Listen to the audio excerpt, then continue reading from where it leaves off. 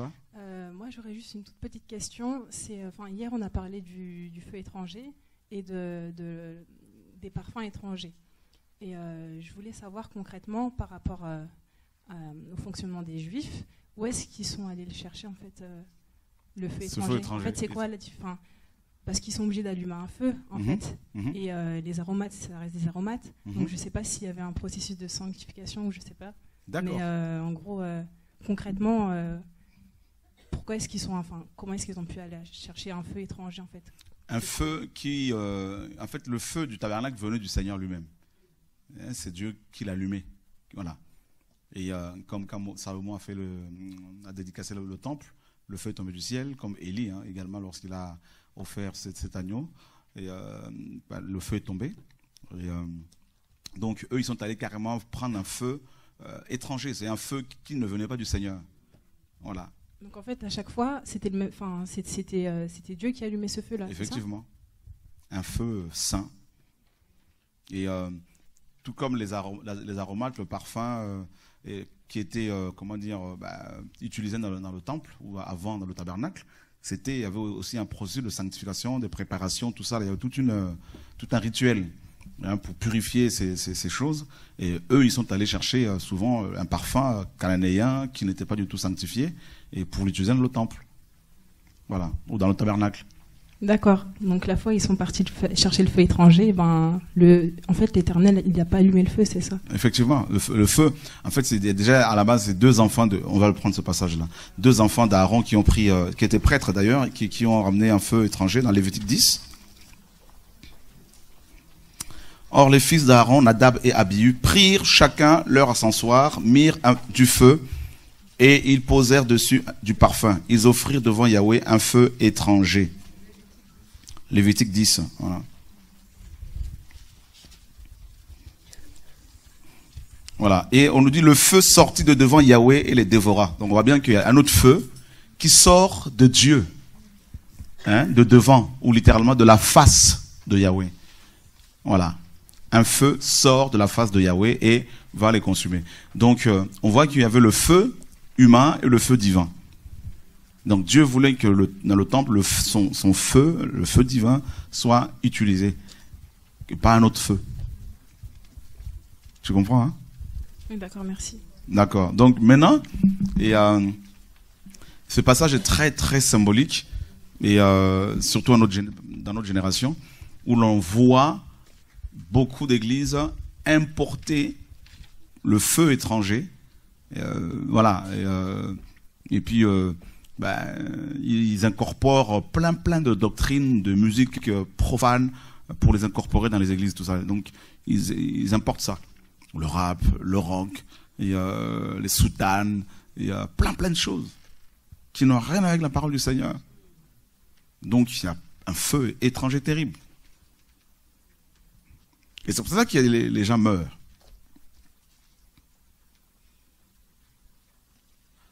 Et d'ailleurs, je pense qu'on va pouvoir parler de ça. Voilà. C'est bon? C'est une bonne question qui nous introduit à l'enseignement ce soir. La pensée m'est venue tout à l'heure dans la voiture, là, c'est de parler un peu de prêtres. Donc on va prendre ce passage-là justement de Lévitique 10. Alors Lévitique, vous savez le titre de ce livre, s'il vous plaît? On parle en même temps, on ne va pas s'en sortir, c'est vrai. Lévitique 10, on va d'abord prendre le chapitre 1er.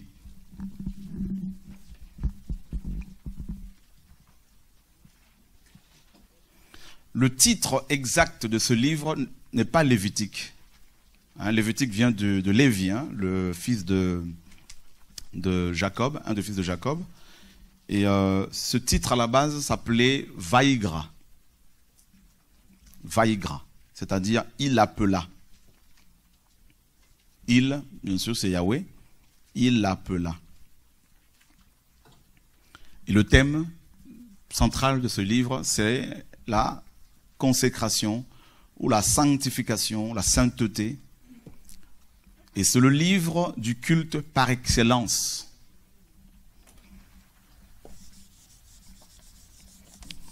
Vous avez vu la progression le déroulement de l'histoire ici, enfin dans l'histoire de l'humanité. Regardez bien. Le premier livre, c'est Genèse. Donc l'entête, le commencement, Bereshit. Et là, on nous parle du commencement de toutes choses. L'homme était créé saint, pur. Et là, il était créé parfait. Il chute, il se laisse corrompre. Et ensuite, il devient esclave de Satan, du péché des hommes, notamment de Pharaon, donc les enfants d'Israël, notamment en Égypte. Et que se passe? Dieu va chercher ce peuple. Il va le sortir de l'Égypte. Et là, c'est l'Exode. L'Exode, c'est la sortie. D'accord? Et pourquoi Dieu va sortir ce peuple de l'Égypte, à votre avis? Dieu dit à Moïse, tu vas aller voir Pharaon pour lui demander de libérer mon peuple afin qu'il me serve. Simplement. Donc, délivrer pour servir. Littéralement, délivrer pour adorer. C'est tout.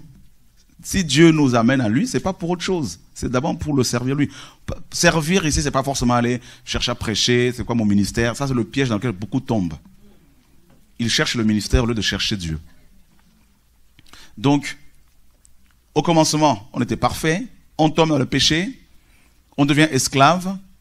Donc, et là, tac, tout de suite, c'est l'exode. La sortie. D'accord? Et après exode, qu'est-ce qu'il y a? C'est l'adoration. Lévitique. Il y a une suite logique. Perfection, chute, esclavage, délivrance et adoration. Parce que Exode nous parle aussi de la sortie, c'est la délivrance. Création, perfection, perfectionnement, Genèse, chute, Exode, délivrance, Lévitique, service. Vous voyez, hein? On n'a jamais vu les choses comme ça. Hein? Moi non plus, c'est ce soir que j'apprends ça. Donc il n'y a qu'une raison de se glorifier. On peut acclamer le Seigneur. Alléluia, gloire à Dieu. Voilà, Dieu est grand.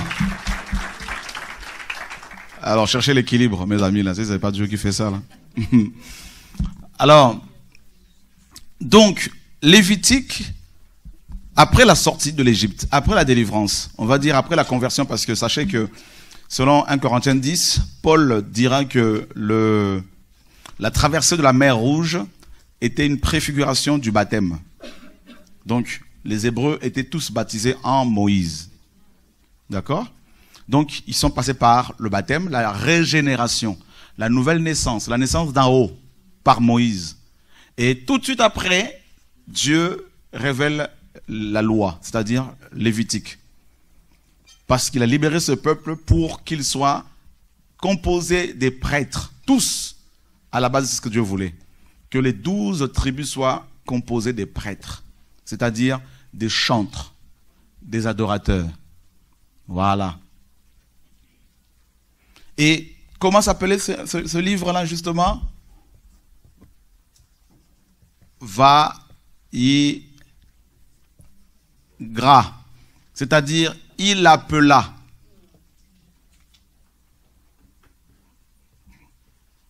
Il appela. Et en fait, littéralement, il a crié. Il a convoqué Moïse. D'accord? Ou, regardez bien. Et Yahweh appela Moïse et lui parla de la tente d'assignation en disant, Dieu convoque Moïse dans la tente d'assignation. Et pourquoi? Parce que il allait justement lui révéler la loi concernant le culte. Parce que l'adoration, c'est le culte que l'on rend à Dieu. Et donc, on n'a pas été délivré pour se faire voir. On n'a pas été délivré pour courir après le ministère. On n'a pas été délivré pour courir après l'onction, pour courir après les dons spirituels. C'est l'erreur aussi que beaucoup font. Mais on a été créé pour rendre un culte à Dieu. Pour le servir lui. Ou, sachez que le service du Seigneur, c'est dans la tente d'assignation. Comme on l'a vu hier, vous avez le Saint de Saints, le lieu saint et le parvis. Et le service du Seigneur, c'est Dieu avait prévu que ce soit dans le Saint des Saints. Le culte. Et comme vous savez, quand l'homme a chuté, il était exclu de Saint des Saints, du lieu saint, du parvis. Il était là, dehors, hors du camp, hors de la présence de Dieu. Et vous savez, les enfants d'Israël dans le désert, et il y avait, à chaque fois s'ils avaient plusieurs, selon le livre de Nombre, hein, il y avait plusieurs, ce qu'on appelait les stations. Ils avaient plusieurs stations, c'est des arrêts, pendant leur marche. Et une fois arrêtés, et à chaque station, pardon, une fois arrêtés, il y avait en tout 12 tribus. Il y en avait 3. Il y en avait 3 ici, 3 là, 3 là, et 3 autres ici. D'accord? Donc, 12 tribus. Et ce tabernacle préfigure, bien sûr, préfigurait Christ. Ça, vous le savez. Et remarquez bien que, on en a déjà parlé, ils n'avaient pas le droit, hein, ces princes, hein, à part les Lévites, et encore, seuls les prêtres qui avaient, et le prêtre par excellence, donc le grand prêtre qui avait le droit d'entrer ici. Mais sinon, les 12 tribus n'avaient pas le droit d'entrer dans le tabernacle. Et donc les 3 tribus ici avaient la révélation d'un aspect de Christ que les autres n'avaient pas. Et les 3 qui étaient ici avaient un aspect de Christ que ces 3 ici-là, ces 3-là n'avaient pas. Et à chaque fois, les 4 faces. Donc les 4 animaux. Vous vous rappelez, les 4 animaux, les 4 êtres vivants. Le lion, donc ces tribus-là voyaient le lion, celle-ci voyait l'aigle, celle-ci voyait l'agneau ou le bœuf, et l'autre là-bas, la face de l'homme. Voilà. Et c'est pour cela, dans Matthieu 18, le Seigneur dit, là où 2 ou 3 s'assemblent, je suis au milieu de... Vous comprenez? Tout est dans les Écritures. Jésus-Christ, homme, n'est pas sorti de la loi. Donc, ils avaient seulement le droit de contempler de loin les 4 aspects de Yeshua, mais ne pouvaient pas être dedans. Mais à cause du péché. Alors, Dieu, son désir était que les hommes soient délivrés, totalement purifiés, comme on l'a vu hier. Lavés, d'abord, ici il y avait la cuve d'airain, on en a parlé. D'accord? Il y avait l'autel d'airain, avec les 4 cornes. Le plan de Dieu était que le pécheur qui se trouve ici, qui ne peut pas pénétrer dans ce lieu à cause de son péché, ou ses péchés, soit lavé par l'eau de la parole. L'eau, on a vu que c'est le côté grâce, le côté agneau, le côté doux de Jésus-Christ, le côté pain de vie. Et l'autel d'airain, c'est le côté épée de l'esprit, le côté royaume, le côté feu. Vous voyez, c'est ça le vrai équilibre, comme on en a parlé là. Voilà, on en a parlé hier. Et le pécheur est passé par l'eau, le nettoyage un peu, c'est doux, c'est magnifique, la vie chrétienne. Et ensuite par le feu. Et là, c'est le côté dur, persécution, tout ça là. Et une fois purifié, maintenant il peut faire l'expérience du pain. Il peut manger le pain. Parce qu'ici, il y avait la table de pain de préposition. Proposition. Et ensuite, il y avait le chandelier éclairé. Et il y avait l'autel de l'encens. Là, ben, pareil, le feu de nouveau. Et là, voilà, l'encens, la fumée monte. C'est ta vie qui est consacrée au Seigneur. Et le péché ne s'arrêtait pas ici. Ce que Dieu voulait, c'est que tu arrives ici, dans le Saint de Saints. Là, c'est... D'accord? C'est la plénitude, c'est la sainteté, c'est la gloire, c'est vraiment... c'est là qu'on adore, c'est là que Dieu a prévu qu'on l'adore, c'est ici. Or, la religion vous dit, vous êtes ici, chantez pour que Dieu vienne. C'est pour ça que dans les assemblées, on va faire de la musique pour que Dieu descende. Ça s'appelle le New Age. C'est de la sorcellerie.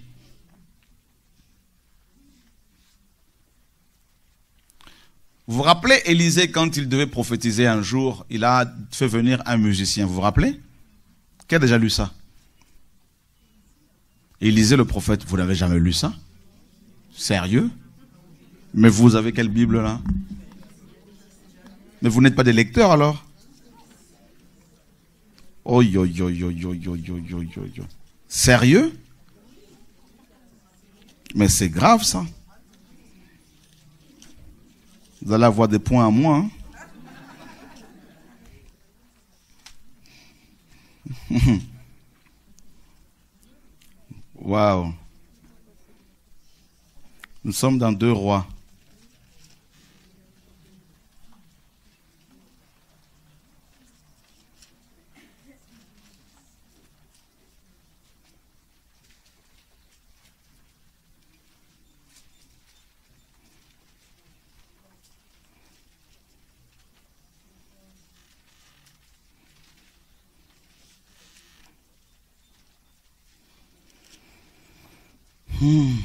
Seigneur, merci pour ta parole.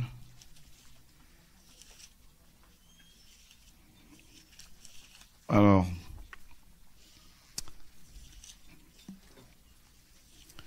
2 Rois, accomplissement de la prophétie du prophète Élisée. Mais vous connaissez quand même l'histoire d'Élisée. Qui l'a jamais lu? Vous connaissez, hein? Ok. Qui ne connaît pas? Ah, c'est une belle histoire en tout cas. Voilà.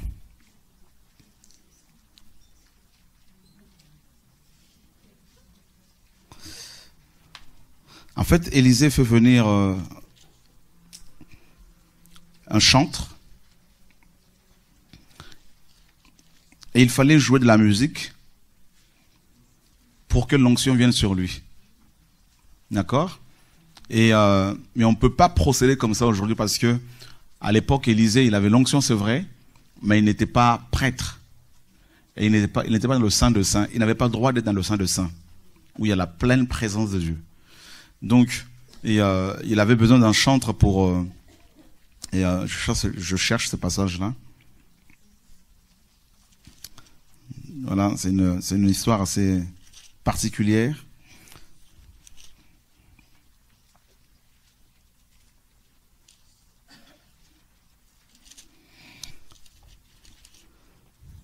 C'est suite à une guerre, là.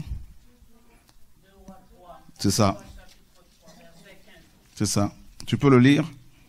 Mais maintenant, amenez-moi un joueur d'instruments à cordes. Et comme le joueur jouait des instruments à cordes, la main de Yahweh. Voilà, 2 Rois 3,15. Donc vous voyez que... Et ça c'est juste un passage qui me... Enfin, cette histoire m'a été rappelée par l'Esprit pour nous montrer que beaucoup d'églises fonctionnent comme ça aujourd'hui. On va demander aux musiciens de jouer pour que l'onction vienne. On va demander aux chantres de chanter pour que l'onction vienne. Et ça, c'est de la sorcellerie. On ne peut plus procéder comme ça.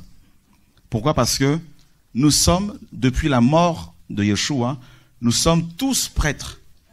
Nous avons tous été introduits, nous sommes tous introduits donc, dans le Saint de Saints par le Seigneur. D'accord? Hébreu nous dit que le lieu, le chemin du lieu très saint ou de Saint de Saints est accessible à tous les enfants du Seigneur. Et la parole nous invite, notamment à Hébreu 4, approchez du trône, approchez-vous du trône. Donc, nous ne chantons plus pour que l'onction vienne. Mais nous chantons parce que l'onction est sur nous. Voilà. C'est comme si, la Bible dit qu'on en a parlé hier, c'est de l'abondance de cœur que la bouche parle. Mais on ne peut pas vous dire, parlez et votre cœur va se remplir. Non. Nous parlons, la parole qui sort, elle sort du cœur parce qu'il est rempli de paroles. Donc c'est ça. Chanter pour que Dieu vienne, ça s'appelle le New Age. C'est la philosophie de New Age qui a affecté beaucoup d'églises aujourd'hui. C'est pour ça que vous allez voir les gens, ils vont chanter, faut chanter. Après, ils commencent à rentrer en transe. C'est de la sorcellerie. C'est pour ça que vous allez entendre dans les églises des propos du genre, les chantres vont nous amener dans la présence de Dieu. C'est grave. Ça, c'est se substituer à Christ Parce que lui seul nous a introduits dans le Saint de Saints. Hébreux chapitre 10. On va revenir sur Lévitique 10. Hein.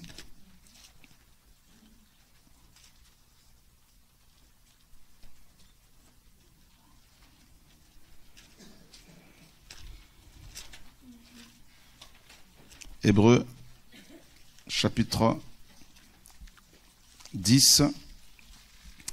Nous lisons à partir du verset 19. Ainsi donc, mes frères, nous avons la liberté. Ça, c'est fort comme terme. Hein. Nous avons la liberté dans le Saint des saints. Quelle grâce! Vous vous rendez compte? Le grand prêtre entrait ici dans le Saint des saints le 10 du 7e mois. Le mois de Tanim, hein, ou de Tsri. Ce jour-là, il y entrait, il pouvait y entrer plusieurs fois. Et vous savez comment? Il était attaché, hein, avec par des cordes, tout ça, avec des cordes, et avec des clochettes. Et pendant qu'il travaillait, on entendait le bruit. Il y a des gens qui mettaient leurs oreilles à côté là pour entendre les bruits des clochettes. Et là, on savait qu'il était vivant. Et si on n'entendait aucun bruit, c'est qu'il était devenu un cadavre, frappé. Et là, personne n'avait le droit d'y entrer. Hein. Il fallait le tirer pour ne pas se faire consumer si on y entre là. Donc on le tirait comme ça et puis on allait l'enterrer.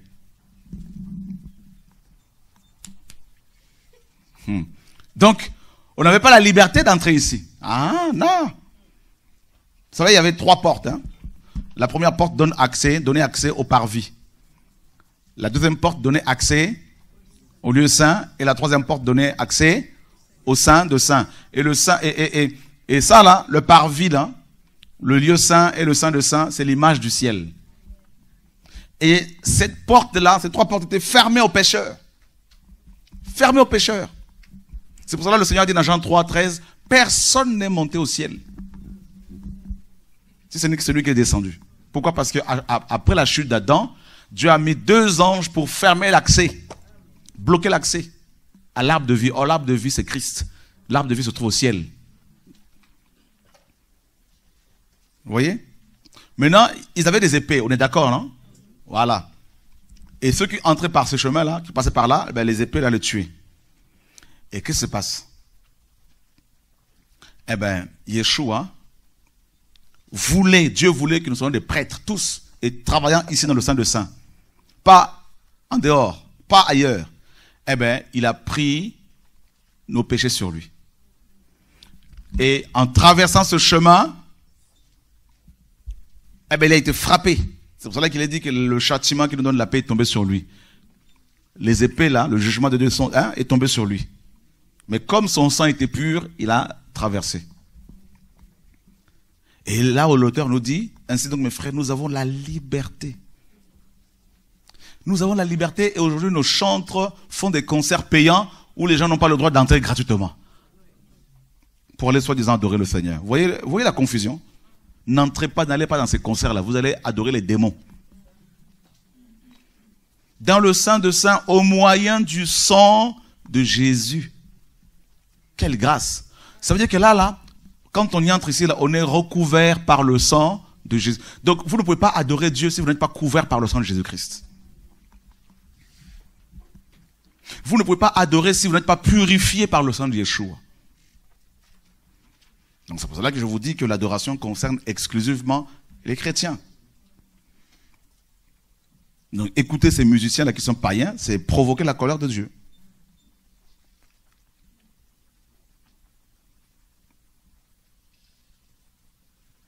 Oh Seigneur, sauve-nous. Et il dit, au moyen du sang de Jésus, qui est le chemin nouveau et vivant qu'il a inauguré pour nous, à travers le voile, c'est-à-dire de sa propre chair. Donc la chair de Jésus-Christ était un voile. Bon, ça c'est un autre enseignement. D'accord? Et là, qu'est-ce qu'il dit l'auteur? Et ayant un grand prêtre établi sur la maison de Dieu, approchons-nous de lui. Comment? Avec un cœur sincère et une foi inébranlable, ayant les cœurs purifiés d'une mauvaise conscience et le corps lavé d'une eau. Donc vous voyez, non? Ici, là, on a été lavé ici. Ben oui, en fait, c'est le tabernacle qui continue. Cette fois-ci, nous n'entrons pas dans le tabernacle physique, mosaïque, mais dans le tabernacle céleste pour adorer. Et nous y entrons tous en tant que prêtres. Alors qu'avant, c'était seulement le grand prêtre qui avait le droit d'entrer dans le Saint des Saints. Et nous avons le grand prêtre Yeshua, selon l'ordre de Melchisédek, qui est établi, qui nous attend dans le Saint des Saints. Et là, on vient quand on veut. On y entre, on en sort. Et quand on veut. En fait, en permanence, on dort même là-dedans. Quand tu prends ta douche, tu es là-dedans. Là. Oh, alléluia, alléluia, alléluia, alléluia, alléluia. Gloire à Dieu. Ouh. C'est pour cela que l'ennemi ne peut plus t'atteindre. Regardez, non seulement que l'eau t'a purifié, mais le sang t'a purifié aussi. Il n'y a pas que le sang, il y a aussi l'esprit qui te purifie. Vous vous rendez compte, mes amis, là? Il y a l'eau qui te purifie, il y a le sang qui te purifie, il y a la parole qui te purifie. Il y a l'eau, le sang, la parole, le feu et l'esprit. Au moins 5 agents purificateurs. Vous vous rendez compte? Donc tu n'as pas besoin d'un instrument pour que Dieu se manifeste.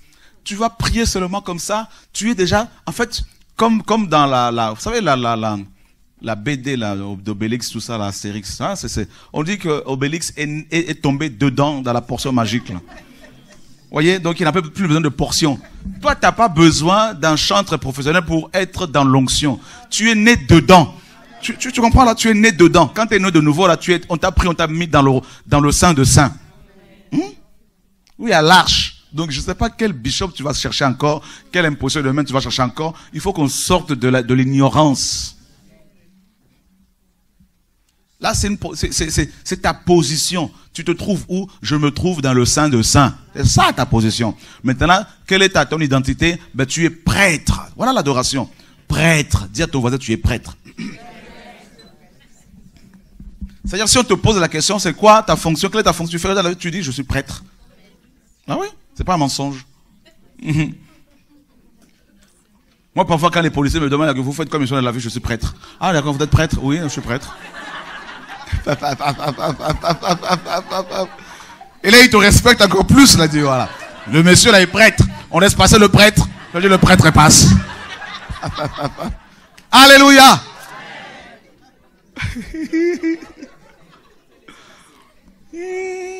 Vous savez pas qui vous êtes, là, mes amis, là. Vous avez une identité, vous êtes encore en train de pleurnicher. Regardez-moi un prêtre qui pleure comme un... Et même les démons, ils sont étonnés. Ils disent, oh, le prêtre, là, il pleure. S'il savait qui est son père, là. Oh là là là là là là. Tu vois un démon, là, le prêtre, il est en train de fuir. Le démon aussi, il fuit. Il se sauve, il se met au loin, il regarde, il dit, non, je rêve ou quoi, là? Il me fuit. Mais tu es prêtre. Dis à ton voisin, tu es prêtre. Alléluia. Vous savez comment on appelle prêtre? Comment on les appelle en hébreu? Les Cohen. Ah ouais, attends. Les Cohen, chez les Juifs, n'étaient pas n'importe qui. Quand les Cohen passaient, tout le monde s'arrêtait. Les prêtres. Attendez. Quand on parle d'adoration, on ne peut pas parler on peut pas, n'est-ce pas, ne pas parler de la prêtrise, ou du sacerdoce, ou de la sacrificature. Vous vous rendez compte? La prêtrise, c'est la fonction du prêtre. Qui est un prêtre? On parle d'adoration. Donc, on a vu que Dieu seul doit être adoré. Donc, si on parle de l'adoration, forcément on parle de l'adorateur, donc de l'adoré, celui qui est adoré, donc Yeshua, Dieu. Et on parle aussi du prêtre. Donc il y a une relation, je vous ai dit que l'adoration consiste en une relation verticale, de l'homme vers Dieu. D'accord? Voilà. Donc il y a deux êtres là. Il y en a un qui est adoré et un autre qui adore. Donc il y a une relation. Et le prêtre, donc l'adoration, fait de toi, t'établit dans une fonction. C'est terrible.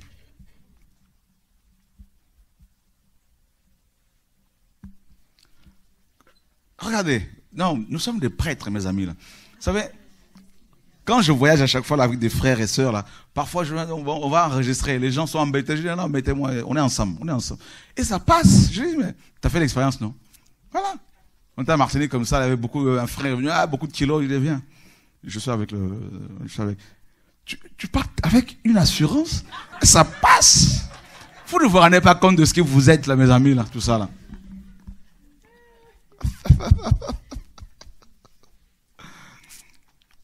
Nous sommes des prêtres.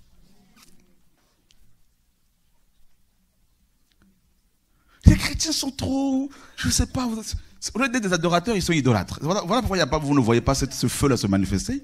Je vous dis. Des Cohen. La prêtrise, c'est une fonction terrible. C'est-à-dire, tu es en contact avec le Dieu Tout-Puissant.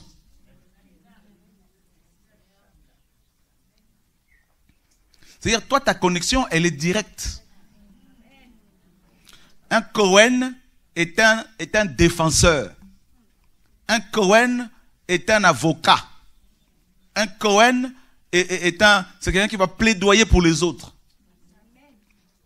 C'est quelqu'un qui se tient devant Dieu et qui dit, Seigneur, épargne. Regardez Abraham, voilà le prêtre. Il se tient devant Yahweh et il négocie.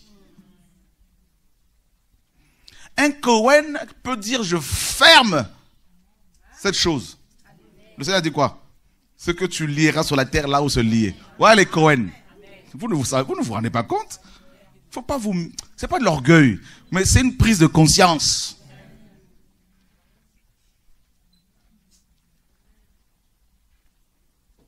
Parce qu'un Cohen, quand il parle, Dieu entend. Parce que sa vie est consacrée. Vous comprenez? Un Cohen est un sacrifice en permanence consumé par le feu. Chaque jour.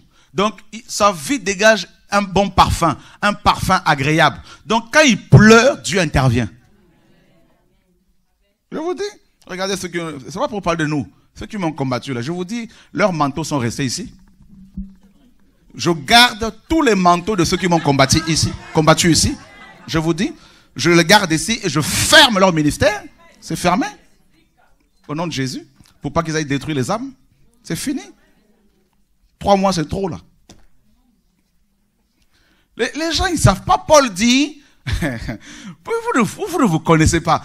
Dieu me pousse à parler ce soir là, bien comme il faut là. Je vous dis. Abraham prie, il dit Dieu, et s'il y a un seul juste, Dieu dit je ne détruirai pas.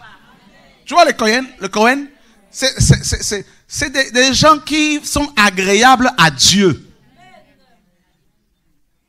Job était un Cohen. Hein? Il faisait des sacrifices pour ses enfants, c'est écrit, non? Ses enfants buvaient tout ça là, lui il priait et Dieu les sanctifiait.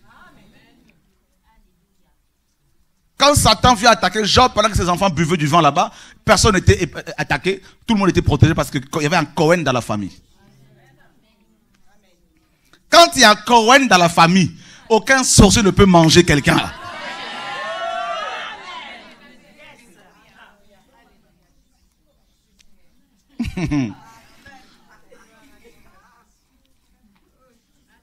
C'est pour cela qu'il faut qu'on soit des vrais adorateurs. Parce que ton parfum là se répand sur toute la famille. C'est-à-dire il faut d'abord qu'il y ait une négociation. Dieu va te dire quelqu'un attaque ta famille. Voilà les Cohen.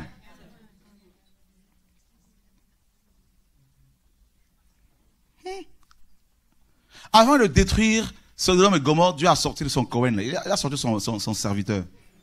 Il dit sors là, je vais frapper. Tant que tu es là, je pourrais pas frapper. Je peux pas. Parce que ma justice ne me le permet pas. Voilà. Vous vous rendez compte? Non. C'est pour cela, avant de détruire, avant de combattre, de déverser les 7 coupes de sa colère, Dieu va faire monter au ciel ses Cohen. Vous comprenez? C'est ça qu'il faut comprendre. La marche des Hébreux dans le désert, là, c'était la marche des Cohen. La traversée du désert de Sinaï, c'était la traversée des Cohen. Dirigée par la nuée. Vous vous rendez compte?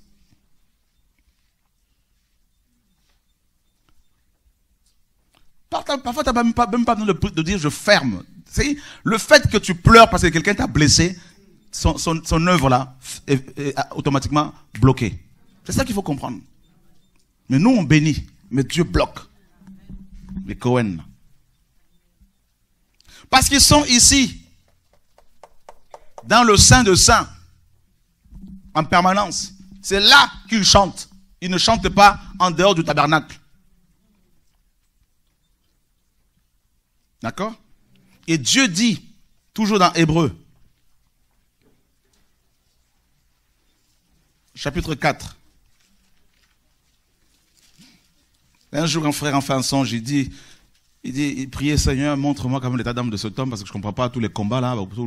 À l'époque, beaucoup partaient comme ça, là, de toutes les églises implantées, qu'on avait implantées. Et il dort comme ça, le Seigneur l'amène chez moi, il voit toutes les chambres remplies de fruits. Et puis il voit dans une chambre tous les manteaux de ceux qui sont partis.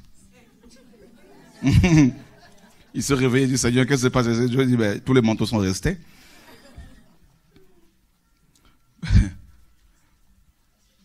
Les prêtres. Ben oui, parce que tu te tiens devant Dieu en faveur du monde. Un prophète va révéler Dieu aux hommes. Mais un prêtre révèle les problèmes, amène les problèmes des hommes à Dieu. C'est ça. Donc tu as une grande responsabilité en tant qu'adorateur. L'adoration, c'est pas rien. Tu as la charge de ton pays, de ta famille, de tes enfants. Et tu vas devant Dieu pour dire, Seigneur, je réclame la vie, ta vie dans ma famille. Je réclame la conversion des membres de ma famille. Je réclame la délivrance des membres de ma famille. Tu te mets entre, c'est-à-dire tu te mets devant Dieu, comme, mais tu es un Cohen. Et en grec, c'est ça.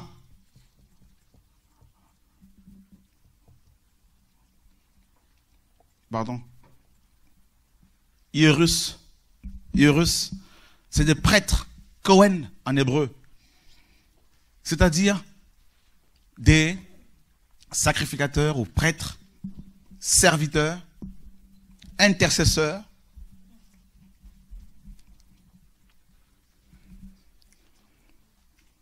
Et vous savez, dans les Écritures, la première fois où il était question le mot Cohen a été utilisé, c'est avec qui, à votre avis? Avec Melchisédek, dans Genèse 14. C'est-à-dire Dieu lui-même. Waouh!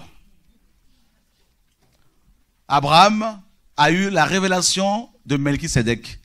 On nous dit qu'il était prêtre du Dieu très haut. C'est-à-dire Cohen du Dieu très haut. Regardez le Cohen. Toi, tu es le Cohen du Dieu très haut. Qui peut te toucher? Je veux que tu comprennes ça là. Ne soyez pas là, quelqu'un des attaques. Non, mais je suis encore attaqué cette nuit. Mais dormez tranquillement. Mais comprenez votre identité, tout ça là. Le fils d'un président ne va pas s'embêter devant, ne va pas avoir peur d'un gendarme. Non.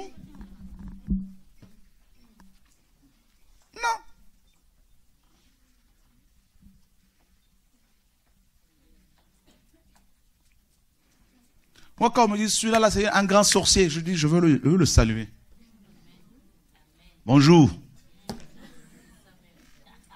Je prends ton manteau là, je le brûle au nom de Jésus de Nazareth. C'est réglé, c'est fini. Je décrète en tant que Cohen, tu ne vas plus sortir pendant 1 mois. Je coupe tes ailes. C'est fini. Au nom de Jésus, je trace ma route, je te laisse avec cette parole. C'est tout. Il faut des Cohen qui ont l'autorité de Christ. Vous comprenez? Oh Seigneur, sauve-nous. Connais la fraîcheur, prie pour nous. Arrêtez un peu ça là, tout ça là. Sois dans la foi. On nous dit qu'il faut s'approcher avec un cœur pur, un cœur sincère, avec la foi du trône. Vous savez que Satan n'a même pas accès ici, hein? Même pas ici. Lui il est ici là, sur terre. Nous sommes là. Il ne peut même pas oser entrer ici. Il ne peut pas à cause de la sainteté. Il y a des anges guerriers partout. Il ne peut même pas. De même qu'on ne peut pas s'approcher du soleil, Satan ne peut même pas s'approcher du ciel. Ben oui. Et toi, tu es ici. En fait, quand tu chantes, quand tu sers Dieu, depuis ta conversion, tu es ici. Ce n'est pas ici, ce n'est pas là, c'est ici, dans le Saint de Saints.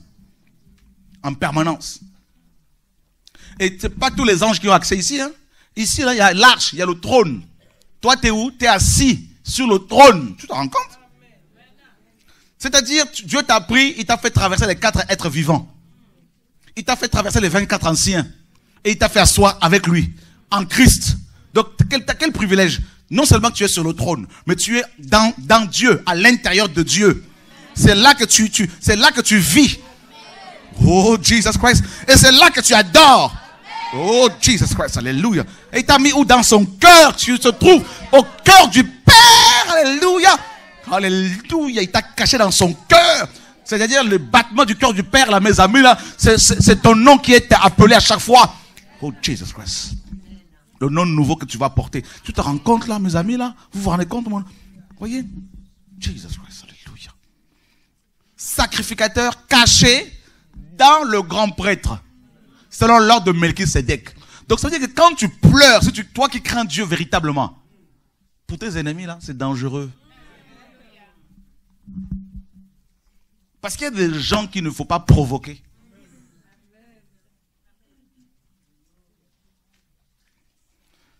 Quand on a touché à Pierre, Hérode, un ange a été envoyé du ciel.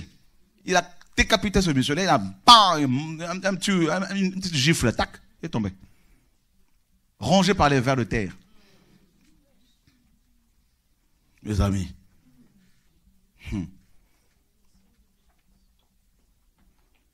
Nous nous tenons pas devant Dieu, mais en Dieu.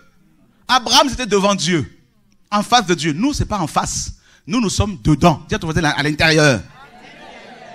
Voilà. Est-ce que vous vous rendez compte du privilège que nous avons?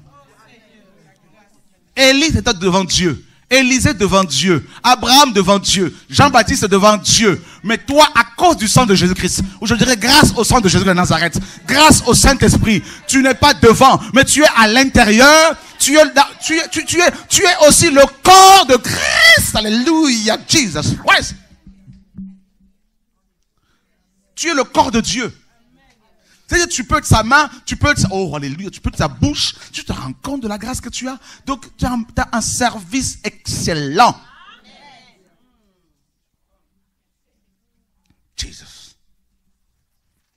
Donc, quand tu parles, quand tu adores, sincèrement, quand tu parles, c'est, oh, alléluia. C'est-à-dire, ça sort des entrailles du Père. C'est pour ça que quand Paul et Silas ont commencé à chanter, il y a eu un tremblement de terre. Ils n'avaient ni guitare, ni piano, ni rien. À minuit, ils ont commencé à louer. Mes amis, voyez les Cohen.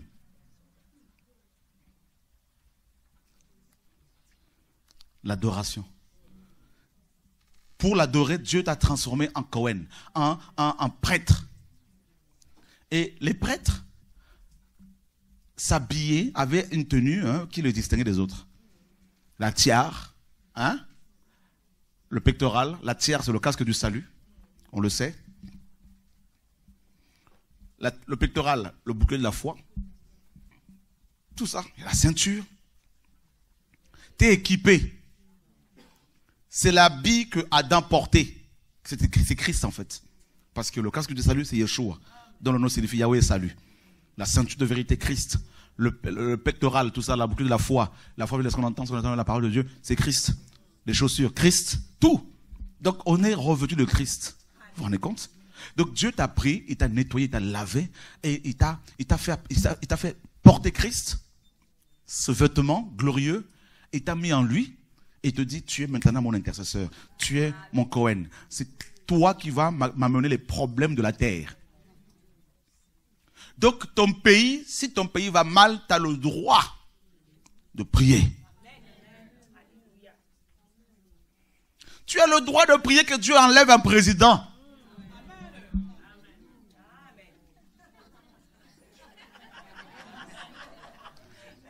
De son trône.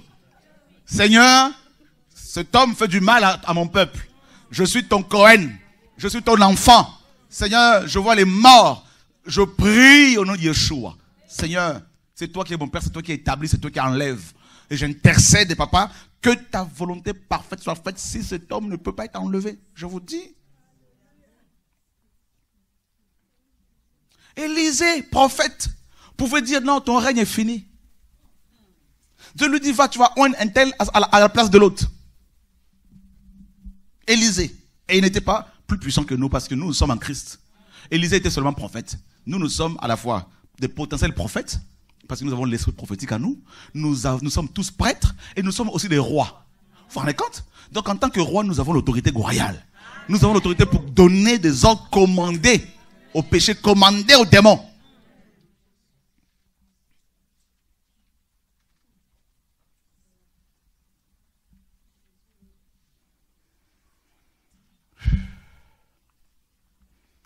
C'est pour ça que quand Dieu voit les chrétiens, il dit, mais ils sont minables, ces enfants-là. Ils courent encore après les hommes, ils cherchent encore les églises. Qui vous êtes de chercher les églises? Vous êtes des Cohen, vous êtes dans le sein de saints, vous cherchez encore un bishop, un pasteur qui va vous guider, qui va vous dire ce qu'il faut faire, ce qu'il ne faut pas faire. Mais vous n'avez pas compris là ou quoi là? Amène l'offrande du prophète, amène une offrande qui te coûte cher, on va prier, on va faire une prière prophétique. Non, arrête avec tes prières prophétiques, moi je suis dedans.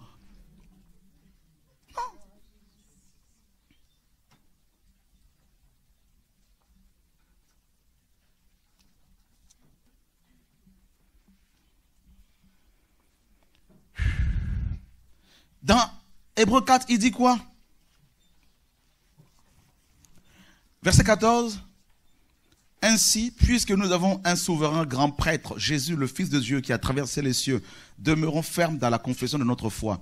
Car nous n'avons pas un grand prêtre qui ne puisse avoir compassion de nos infirmités. Au contraire, il a été tenté comme nous en toutes choses, mais sans péché. Approchons-nous donc avec assurance. D'où? Approchez où? Du trône de la grâce afin d'obtenir quoi? Et de trouver pour être secouru comment? Ah. On a dit qu'il faut aller devant le trône. C'est ce qu'on doit apprendre à faire, ce qu'il faut faire à chaque fois qu'il y a un souci. Il faut d'abord aller devant le trône. Et c'est Dieu qui dira comment fonctionner après. À qui parler, qui voir. Voilà les Cohen. Voilà un adorateur. Il va d'abord voir le trône. Dieu.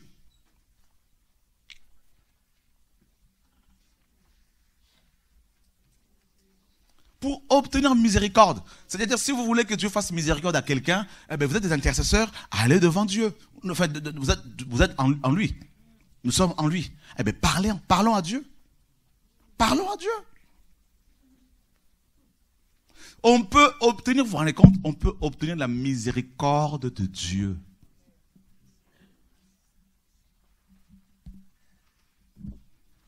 Quelqu'un qui est condamné à mort, tu peux venir et dire, Seigneur, je suis ton Cohen, je suis prêtre.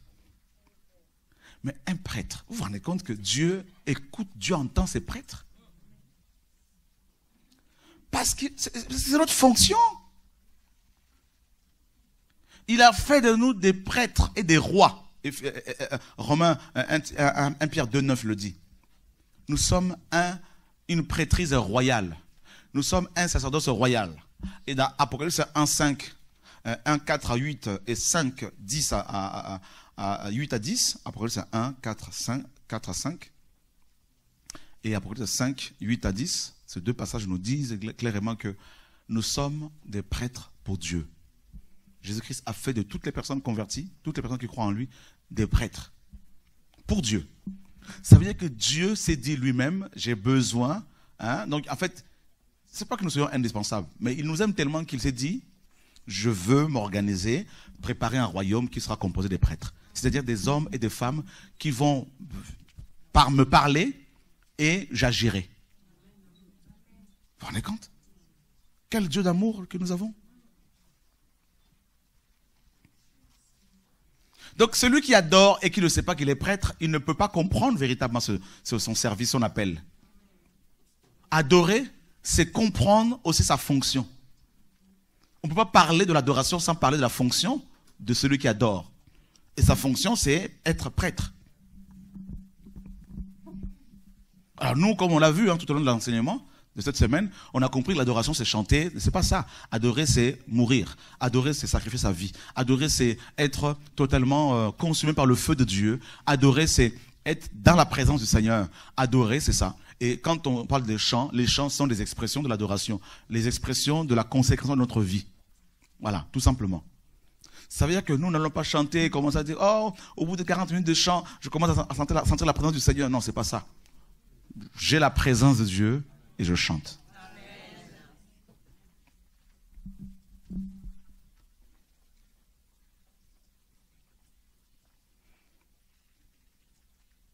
Donc, les adorateurs sont des prêtres.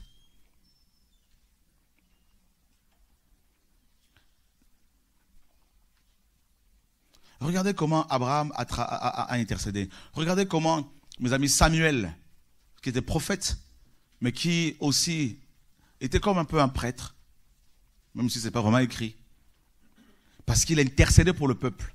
Et il a dit, loin de moi la pensée de ne pas prier pour vous. Quand il priait, Dieu agissait. Et en tant que prêtre, on n'a pas besoin parfois de faire de longues prières pour les gens. Hein. Non.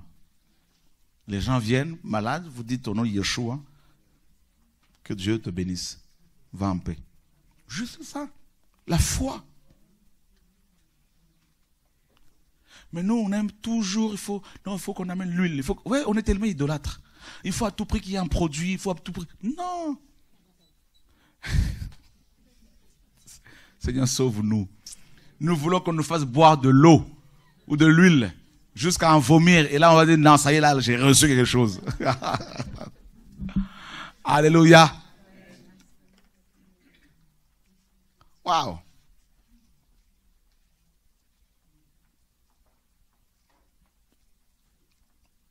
Et les deux fils de Moïse, justement, d'Aaron, pardon, Nadab et Abihu, voilà. Nadab et Abihu étaient prêtres, effectivement, dans Lévitique 10. Or, les fils d'Aaron, Nadab et Abihu, prirent chacun leur encensoir, mirent du feu, et ils posèrent dessus du parfum. Donc, de l'encens. Vous voyez, hein, il y a le feu et il y a l'encens, comme on a vu hein, cette semaine. Donc, le feu, et c'est le feu qui va, n'est-ce pas, faire en sorte que l'encens s'exprime. Voilà. Donc, ils offrirent devant Yahweh un feu étranger, ce qui ne leur avait point ordonné. Et le feu sortit de devant Yahweh et les dévora. Et ils moururent devant Yahweh. Moïse dit à Aaron, c'est ce dont Yahweh avait parlé en disant, je serai sanctifié par ceux qui s'approchent de moi, et je serai glorifié en présence de tout le peuple. Et Aaron se tut. Waouh. Donc, nous sommes comme de l'encens. Voilà notre fonction, notre identité. Nous sommes comme de l'encens. Et notre adoration envers le Seigneur ne peut trouver son expression que si le feu, toute sa signification, que si le feu de Dieu tombe sur nous. D'accord? Donc, les épreuves, les combats, la croix, tout simplement. C'est pour ça que Yeshua disait, chaque jour, celui qui veut me suivre doit porter sa croix. C'est-à-dire, chaque jour, il veut qu'on l'adore. Or, l'adoration, c'est quand notre chair, notre vie est crucifiée. Et là, voilà, notre vie exalte ce parfum de bonne odeur, agréable au Seigneur. Et quand on a ce parfum-là, comme 2 Corinthiens 2 le dit, n'est-ce pas, que Dieu manifeste par nous, partout, hein, l'odeur de Christ. Et là, si tu parles seulement, là, Dieu entend. Depuis que je sers le Seigneur, on n'a jamais eu de problème d'argent par rapport à l'œuvre, j'entends par là. Jamais. Même quand j'étais pasteur, qu'on payait un loyer de 4 750 €. Pas de problème de sous. Parce que j'ai toujours compris que Dieu, quand si tu es agréable à son royaume, il va toujours exercer sa fidélité envers toi. Il va toujours t'accompagner. Jamais, jamais il ne m'a déçu. Jamais.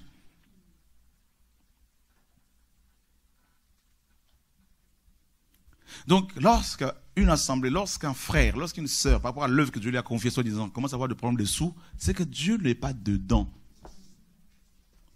C'est que la personne n'est plus agréable à Dieu. Je ne parle pas de la prospérité financière. Je parle du fait que Dieu fournit le pain au semeur et de la semence pour son travail. Du pain pour sa nourriture et de la semence pour son travail. C'est ça Dieu. Lorsque Dieu approuve les voies d'un homme, il dispose, ou littéralement, il rend propice ses ennemis. C'est-à-dire, tu as beaucoup d'ennemis, mais il les calme, il les gère. C'est ça.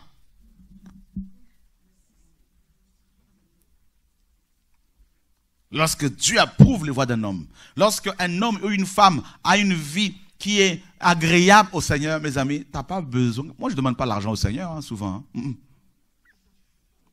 Je ne suis pas là devant le trône, donne-moi l'argent. Non, pourquoi?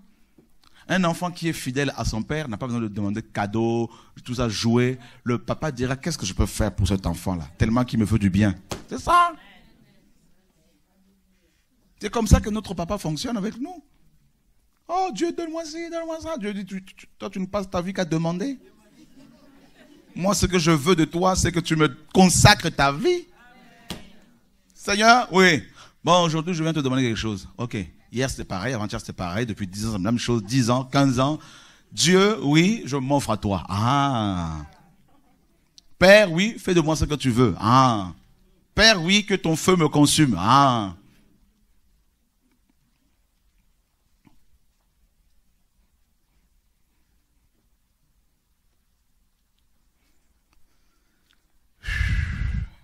On a des enfants. Quand un enfant fait quelque chose, on sent. Hein?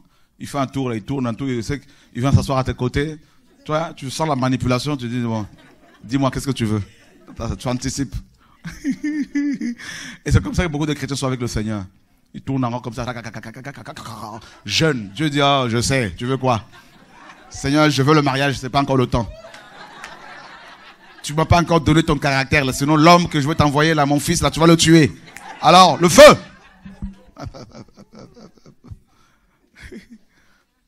Alléluia. Sinon au bout de quelques mois tu diras non, j'en veux plus. Il y a beaucoup de chrétiens comme ça. Ils ont donné une partie de leur vie. Et des autres leur disent, ici tu ne rentres pas Dieu. Ici c'est entrée interdite. Voyez, je t'ai donné 99,99%, c'est déjà pas mal, Seigneur. Mais je ne veux pas avoir tel travail parce que tu comprends Dieu. Dieu dit, je sais, mais tu vas voir. Je ne veux pas faire tel boulot comme tu me connais quand même, Seigneur. Oui, lui, il a fait le sale boulot. C'est-à-dire, il a lavé les pieds des apôtres.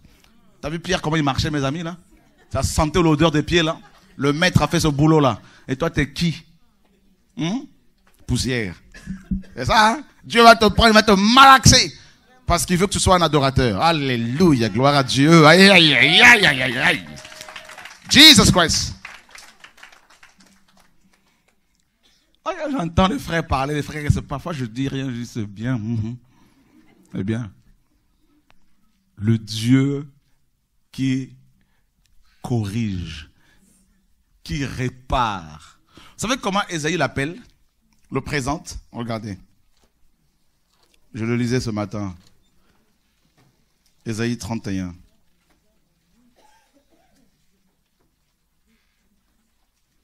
On joue trop avec Dieu. Beaucoup sont adorateurs à temps partiel.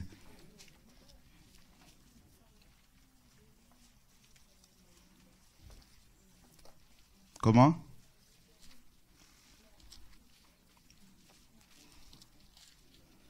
Ô Seigneur de gloire, Seigneur, prends soin de moi.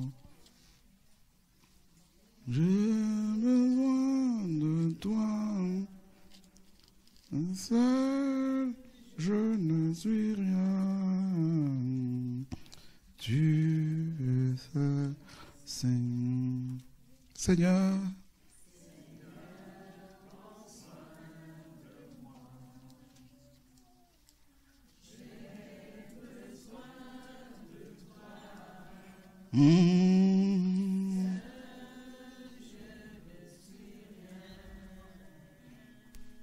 Tu es Ésaïe 33. Pardon.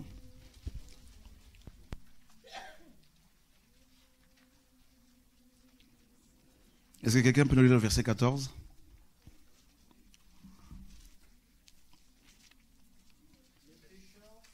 On va te passer le micro. Ah, tiens. Les pécheurs sont effrayés dans Sion, et le tremblement saisit les hypocrites. Qui de nous pourra séjourner avec le feu dévorant? Qui de nous pourra séjourner avec les flammes éternelles? Celui qui observe la justice et qui profère des choses droites, celui qui rejette le gain injuste, acquis par extorsion, et qui secoue ses mains pour ne pas accepter un présent, celui qui bouge ses oreilles pour ne pas entendre des propos sanguinaires, et qui ferme ses yeux pour ne pas voir le mal, celui-là habitera dans des lieux élevés, des forteresses assises sur des rochers seront sa haute retraite. Son pain lui sera donné, et ses eaux ne lui manqueront point. Tes yeux contempleront le roi dans sa beauté, et ils garderont la terre éloignée. Ton cœur méditera-t-il la frayeur en disant, où est le secrétaire? Où est le trésorier? Où est celui qui tient le compte des tours? Tu ne verras plus le peuple fier, le peuple au langage inconnu qu'on n'entend pas, et de langue bégayante qu'on ne comprend pas. Parce que Yahweh est notre juge, Yahweh est notre législateur, Yahweh est notre roi. C'est lui qui nous sauvera. Qui pourra rester? Qui pourra séjourner? Qui pourra demeurer? Vous vous rendez compte? Parmi ou devant les flammes éternelles. Voilà comment Ésaïe présente Dieu. Le feu dévorant. On le dit, notre Dieu est un feu dévorant. Mais on ne se rend même pas compte que ce feu-là dévore d'abord nos caractères, nos péchés, nous façonne. On en a parlé hier, du feu qui purifie l'or que nous sommes. Voilà, pour être des véritables adorateurs. Et puis le verset 22 nous dit, parce que Yahweh est notre juge. Ça, c'est le pouvoir judiciaire.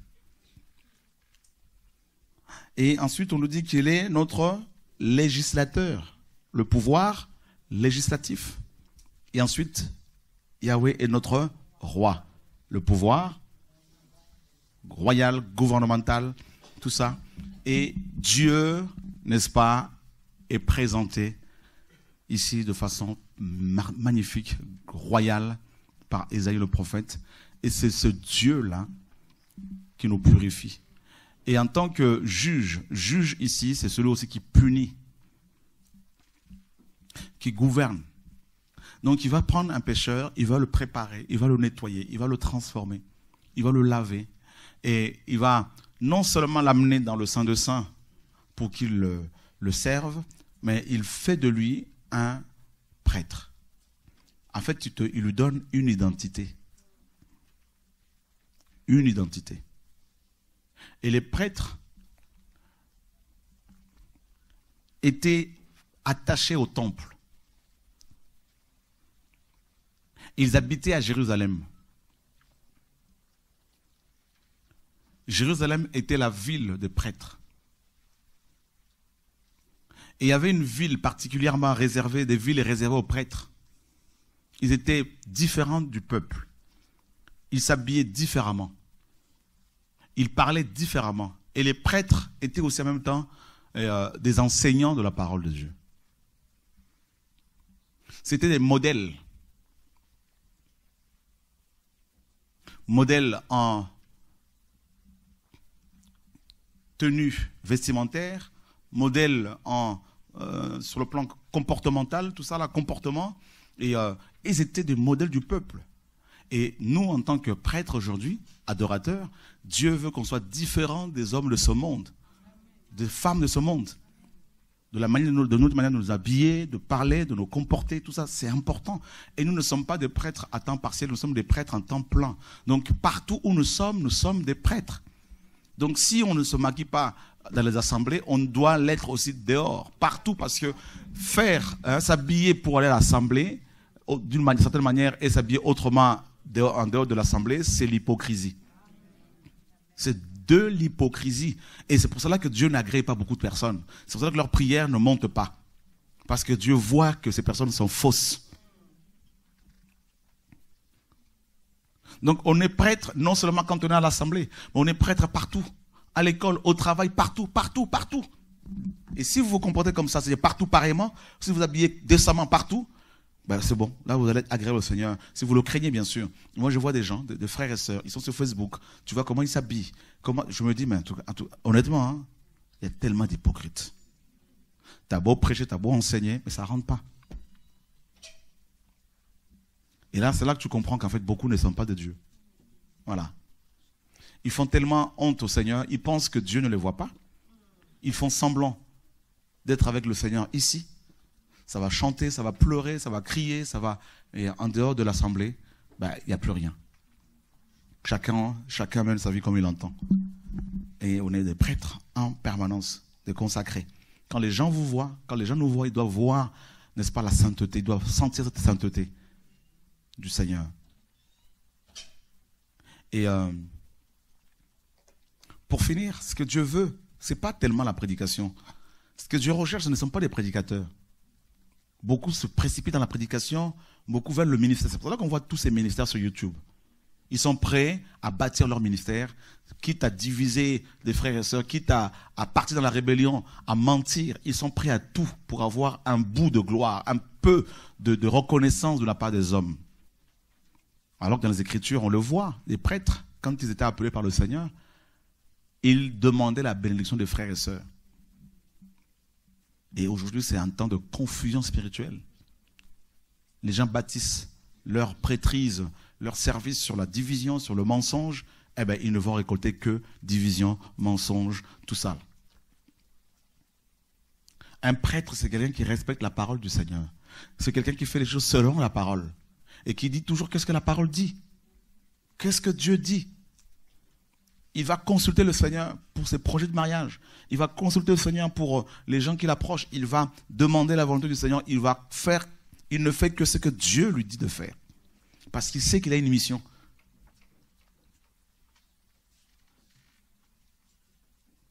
Il porte le fardeau, comme Aaron portait le pectoral, sur lequel il y avait les 12 pierres qui représentaient les 12 tribus d'Israël. Quand il était devant le Seigneur, il présentait les besoins de ce peuple devant Dieu. C'est ça la prêtrise. C'est-à-dire tu as le fardeau des âmes perdues. Aujourd'hui, beaucoup ont le fardeau, ils ont des soucis pour leur ministère. Ils veulent déjà savoir quel est le ministère qu'ils ont, est-ce qu'ils sont prophètes, apôtres. Ils vont dire aux gens, nous on est prophètes. Ils n'ont rien compris. L'amour des âmes, le salut des âmes n'est pas leur priorité.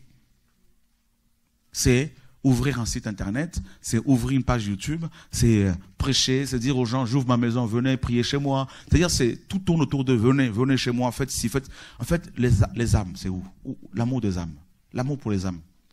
Pas leur problème. Un prêtre, c'est quelqu'un de compatissant, qui a la compassion pour les âmes. Quelqu'un qui peut, n'est-ce pas, investir financièrement dans la vie des frères et sœurs pour les amener à connaître le Seigneur. C'est pas pour encourager les gens à être passifs, à s'attendre aux autres financièrement, mais les amener à être responsables. Parce qu'il veut voir les âmes sauvées.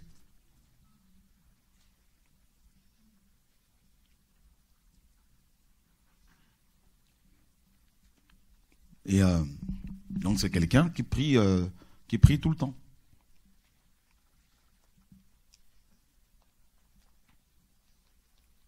Des questions? Oui. On va passer le micro. Est-ce qu'on peut dire que les lamentations de Jérémie vont dans le sens d'être un Cohen? Bien sûr. C'est des gens qui ont beaucoup souffert pour leur peuple. Même s'ils n'étaient pas forcément de la tribu de Lévi, mais ils avaient le cœur des prêtres. C'est des intercesseurs.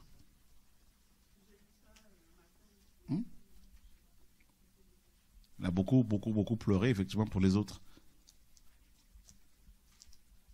Et vous allez voir que beaucoup dans nos églises sont tournés sur leur...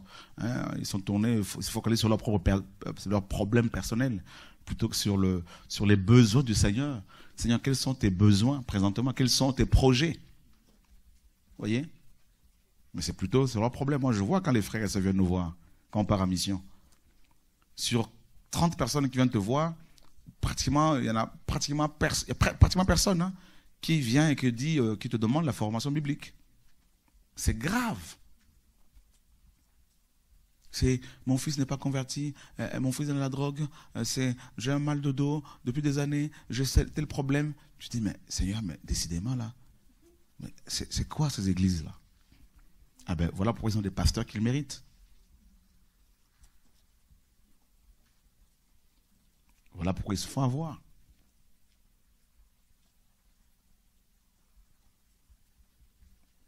Quand je vois des soi-disant prédicateurs qui ont de la colère, de la haine contre des jeunes, que Dieu appelle, à cause de la jalousie, qui sont prêts à tuer des jeunes, alors qu'ils sont des aînés dans la foi, soi-disant, mais la jalousie, ça nous mine dans les assemblées aujourd'hui.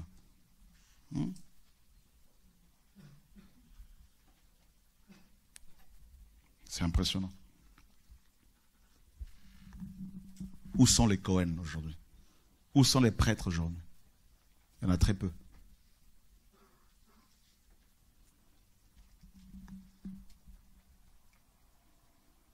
Parce qu'ils passent plus de temps devant Dieu pour leurs problèmes personnels. Seigneur, si tel souci, tel. Mais intercéder pour les pays où pour des chrétiens persécutés en Chine, pas leur problème, leur priorité. Intercéder pour les veuves, les orphelins, c'est pas leur priorité. Pour les enfants violés, c'est pas leur priorité. Pour des femmes qui avortent, pour leur priorité, c'est pas leur priorité. C'est moi. J'ai un ministère. Venez prier chez moi. Voilà, j'ai commencé une œuvre. Venez, on va faire ci, on va faire ça. On va travailler ensemble. C'est grave. Mais priez pour sa ville. Priez pour les autorités.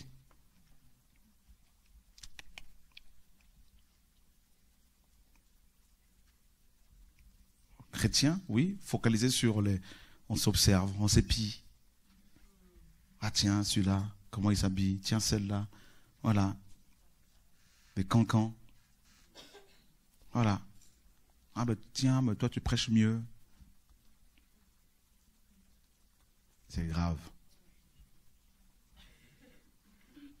Et entre-temps, l'ennemi gagne du terrain. Hein. Énormément. L'islam prend de l'ampleur. Pourquoi? Parce que les bishops se focalisent sur la construction de leur bâtiment d'église qu'ils appellent temple. Ils se focalisent sur autre chose. Ils passent leur temps sur Facebook pour parler d'eux. Voyez? Ils passent leur temps à écrire des romans sur les jeunes.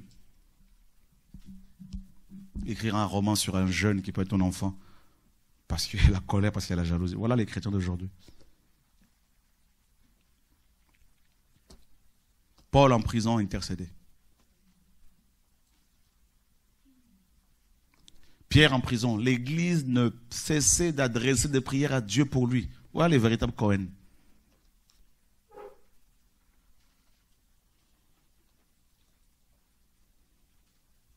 Aujourd'hui, les gens passent du temps sur les réseaux sociaux occupés à autre chose.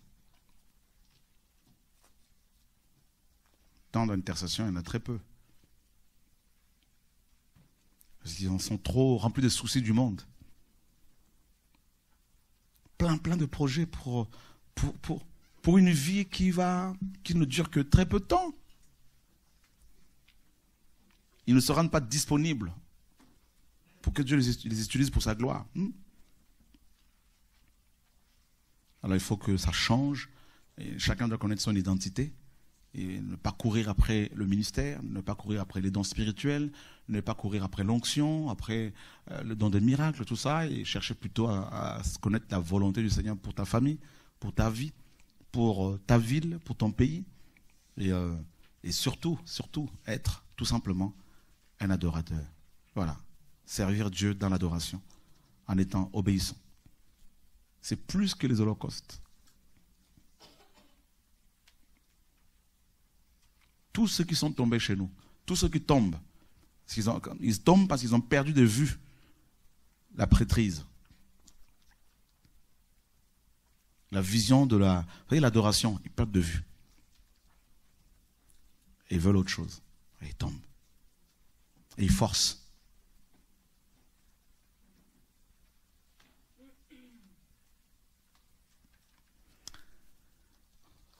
J'ose croire que cette semaine a été bénéfique pour chacun de nous, pour chacun de vous. Le Seigneur nous a fait du bien.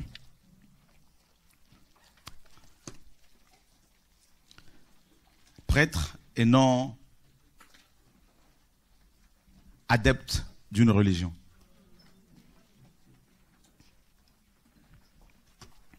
Seigneur, merci pour cette semaine de formation biblique. Merci pour l'intelligence que tu nous donnes. Merci pour mes frères et sœurs qui sont venus de loin pour recevoir, pour apprendre, pour comprendre, Seigneur, ta parole. Nous voulons te dire merci pour la force que tu nous donnes, Père très saint. Merci pour l'organisation que tu nous fais mettre en place. Merci pour, Seigneur, ta présence parmi nous. Et nous voulons te dire encore merci pour la santé que tu nous donnes. Garde, Seigneur, chacun de nous. Au nom de Yeshua, notre Seigneur et Sauveur, Dieu d'Israël, nous te prions, Père. Amen. Voilà, c'est bon.